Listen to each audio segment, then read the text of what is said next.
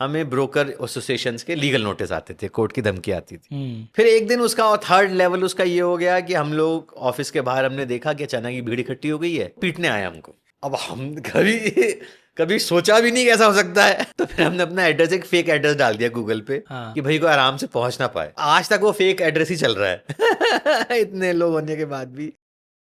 मैं no broker का को फाउंडर और सीईओ हूँ। हमने 11 साल पहले नो ब्रोकर स्टार्ट करी थी।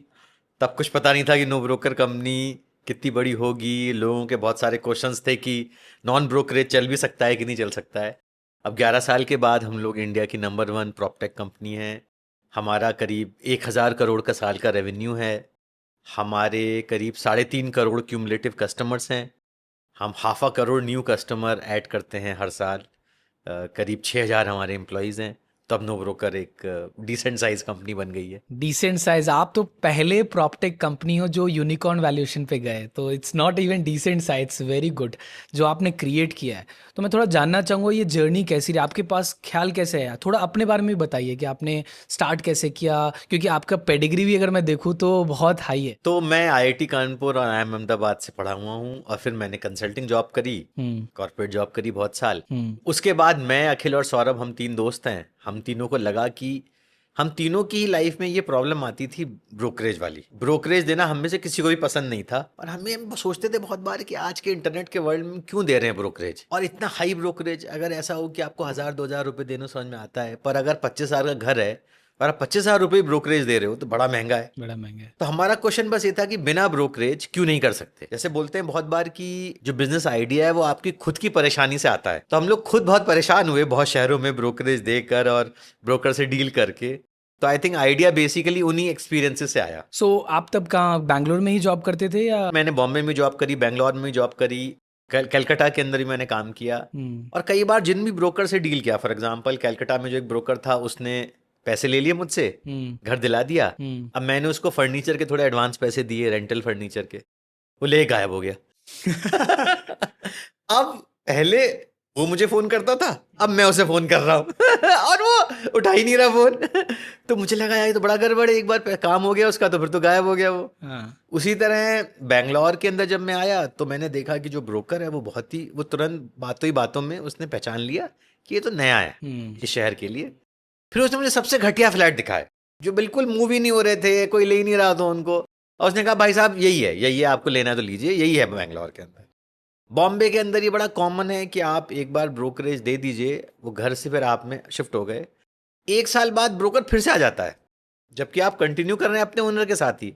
तब तो ब्रोकर का कुछ बनता नहीं है, तो फिर आ जाता है, मेंटेनेंस की तरह लेता रहता है, राइट? हाँ। तो ये फील हुआ कि यार इसका तो ये तो एक बार भी झांकने भी नहीं आया ये। देखिए कुछ ब्रोकर तो बहुत अच्छे हैं, तो वो बहुत ही समाज का भला करते हैं, कस्टमर का भला करते हैं, तो उन ब्रोकर का तो कोई बिजनेस ले सकता नहीं। मैं उनके बारे में तो बात नहीं कर रहा हूँ, वो तो एक्चुअली वैल्यू दे रहे हैं, वो तो वैल्यू दे रहे हैं। लेकिन एक बड़ा तबका जो है ब्रोकर का, 70% जो ब्रोकर हैं वो बहुत ही क्विक मनी के लिए हैं। वो लोग नाम भी खराब करते हैं रियल एस्टेट इंडस्ट्री का, उनको लॉन्ग टर्म सोचना नहीं है। तो हमारा एक्सपीरियंस था कि भाई कोई तो सॉल्व करना चाहिए उसको ये प्रॉब्लम, तो वहां से आया। आपका ये आइडिया जब आप जॉब कर रहे थे तभी, राइट? हाँ, तो जॉब करते वक्त ही हुआ ये। तो लास्ट कंपनी कौन सा आप जब कर रहे थे तब ये आइडिया है? तो मैं हेड ऑफ स्ट्रेटजी था एएनजी बैंक में, ऑस्ट्रेलिया न्यूजीलैंड बैंक है, फॉरेन बैंक, तो उसके अंदर मैं हेड ऑफ स्ट्रेटजी था। इंडिया के सीईओ के साथ काम करता था मैं। तो फिर जब ये आइडिया आया तो फिर ये हुआ कि भाई अब करना है तो फुल टाइम ही करना है। तो उससे पहले भी जब मैं कंसल्टिंग में था तब मैंने एक स्टार्टअप स्टार्ट किया था ओमनीक्विटी करके अपने दोस्त के साथ। लेकिन वो फिर क्या हुआ कि मुझे एहसास हुआ कि अगर जॉब में बहुत प्रेशर है तो मैं नहीं कर पा रहा हूँ साथ में। तो इस बार मैंने सोचा कि इस बार जॉब छोड़ दूंगा, रिस्क लूंगा। तो मैं जॉब छोड़ दी, फिर 1 साल खाली बैठा घर पे और फाइट मारी। तो 2014 में आपने स्टार्ट किया नो ब्रोकर, राइट? हाँ जी। और उस समय तो ब्रोकर लेस ये रियल स्टेट तो अनहर्ड था। Correct. तो मतलब आपको बहुत सारे बैकलैशेस हुए होंगे, क्योंकि जैसे आपने देखा है मुंबई में भी टैक्सी वाले जब उबर आया, राइट? तो कैसा कोई इंसिडेंट रहा, आप कैसे इसको मैनेज किए स्टार्ट में? तो देखिए शुरुआत के अंदर क्या हुआ कि जब हमने नॉन ब्रोकर स्टार्ट किया तो हम लोग यही अपने जो एडवर्टीजमेंट है वो ये बनाते थे कि भाई बिना ब्रोकरेज आप ये काम करो और ब्रोकर आपसे बहुत पैसे ले रहा है, आप हमारे यहाँ फ्री में आप प्रॉपर्टी लिस्ट करो और फ्री में आप अपने ओनर से बात कर लो डायरेक्ट। तो इमेजिन करिए कि अब तक हर किसी साइट पर प्रॉपर्टी आती थी और प्रॉपर्टी भी क्लिक करो तो ब्रोकर का नंबर आता था, राइट? अब पहला इंडिया में एक साइट आया जहां पर प्रॉपर्टी ओनर ने पोस्ट करी है, उस पर क्लिक करो तो ओनर का फोन नंबर आ रहा है और आप सीधे उसे फोन कर सकते हो। तो बहुत ही ज्यादा रिवोल्यूशनरी हो गया। शुरुआत में हमको बहुत सारे ब्रोकर्स के धमकी भरे कॉल आते थे कि खबरदार जो तुमने ऐसा किया और ये तुम सही नहीं है। फिर हमें लीगल नोटिस भेजने शुरू करे ब्रोकर्स ने। तो हमें किसी मुंबई से अलग अलग जगह से लोकेशन से हमें ब्रोकर एसोसिएशन के लीगल नोटिस आते थे, कोर्ट की धमकी आती थी। फिर एक दिन उसका और थर्ड लेवल उसका ये हो गया कि हम लोग ऑफिस के बाहर हमने देखा कि अचानक की भीड़ इकट्ठी हो गई है और ऑफिस के कहने के नाम पर, हम तो बहुत कंजूसी से चलाते थे, तो ऑफिस के कहने के नाम पर वो बेसिकली घर था। अच्छा। किचन विचन भी था उसके अंदर, उसी में हम लोग बैठ के हॉल में काम करते थे।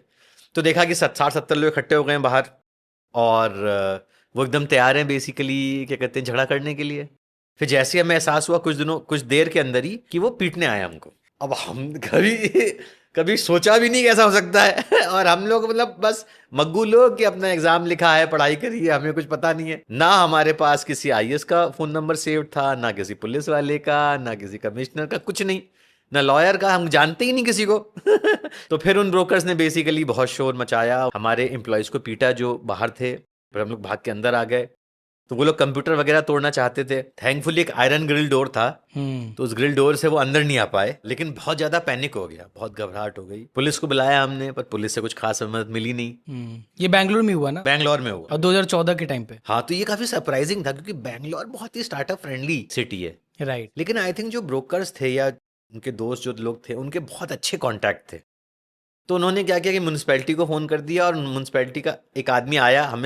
हमें इतनी प्रेजेंस ऑफ माइंड भी नहीं थी कि हम उससे पूछें कि भाई अपना आईडी कार्ड दिखाओ, सबूत दिखाओ। उसने बोला अगर तुमने ऑफिस बंद नहीं किया तो मैं ताला लगा दूंगा ऑफिस पे, क्योंकि तुम इसमें स्टार्टअप काम कर रहे हो, ये तो घर है। अब हमने कहा सामने वाले घर पे स्विगी है उसको तो कुछ नहीं कह रहे तो तो अब उसने धमकी दे दी तो हम लोग भी घबरा गए एकदम। पहली बार हमारे साथ हुआ था। तो हमने एकदम से ऑफिस बंद कर दिया 2 घंटे के अंदर। और उसने कहा जो उठा सकते हो उठा के ले जाओ। तो क्या उठा सकते हैं, डेस्कटॉप तो उठा सकते नहीं है, तो जो लैपटॉप थे वो उठा लिया। उन्होंने बंद कर दिया खुद से? हमने फिर खुद से बंद किया। उन्होंने कहा खुद तुम कर लो वरना हम सील कर देंगे। तो हमने खुद से बंद कर दिया और हम जो सामान था उठा के चले आए। अब कहाँ जाना है पता ही नहीं है और वेबसाइट भी बेसिकली डिसरप्ट हो गया क्योंकि कस्टमर्स कैसे रीच करेंगे, कॉल सेंटर बंद हो गया। तो लोग भी बहुत, एम्प्लॉयज बहुत पैनिक हो गए कि अब कंपनी चलेगी, रहेगी नहीं रहेगी, क्या होगा। लेकिन अब हमने यही सोचा कि यार फाइट मारनी है। ये प्रॉब्लम हमने सोची नहीं थी कि आएगी, अब आ गई है, लेकिन फाइट मारेंगे पूरी। घबराने से कुछ होगा नहीं। और ऑफिस स्पेस ढूंढते हैं, कुछ और करते हैं, लेकिन अब इसमें जान तो लास्ट तक लगाएंगे। तो फिर हमने कुछ टेम्पररी ऑफिस ढूंढा। ब्रोकर्स ने फिर भी हमारे ट्रक का पीछा किया पता लगने के लिए कि हम लोग कहाँ जा रहे हैं, जब ट्रक में सामान लोड किया। लेकिन उसके बाद हमें छोटे छोटे 2 ऑफिस मिले टेम्पररी, जो काफी खस्ता हाल थे, उसके अंदर शिफ्ट हो गए हम लोग। लेकिन ये सोचा कि यार बंद नहीं करेंगे। फिर लोगों का ये क्वेश्चन था कि अगली बार फिर से अटैक हो गया तो क्या करोगे। तो हमने कहा अच्छा अब अपना नंबर, अपना एड्रेस फेक कर देते हैं। तो फिर हमने अपना एड्रेस, एक फेक एड्रेस डाल दिया गूगल पे। कि भाई को आराम से पहुंच ना पाए। आज तक वो फेक एड्रेस ही चल रहा है इतने लोग होने के बाद भी। लेकिन हमने ये सोचा यार कुछ भी हो जाए प्रॉब्लम, कुछ भी प्रॉब्लम हो जाए, चाहे फिर से अटैक हो जाए, लेकिन अब बंद तो नहीं करेंगे, करेंगे तो पूरा ही। और हमारे इन्वेस्टर्स ने भी कहा कि आप कुछ सही कर रहे होगे कि लोग नाराज हो रहे हैं। राइट। अगर कस्टमर्स आप नो ब्रोकर पे शिफ्ट नहीं हो रहे होते तो ब्रोकर क्यों नाराज होता? तो फर्क नहीं पड़ता। फर्क ही नहीं पड़ता। तो यानी एक तरह का कॉम्प्लीमेंट तो है ही नहीं है कि भाई आप कुछ तो कर रहे हो जिसकी वजह से हमें दिक्कत हो रही है। तो ऐसे हुआ।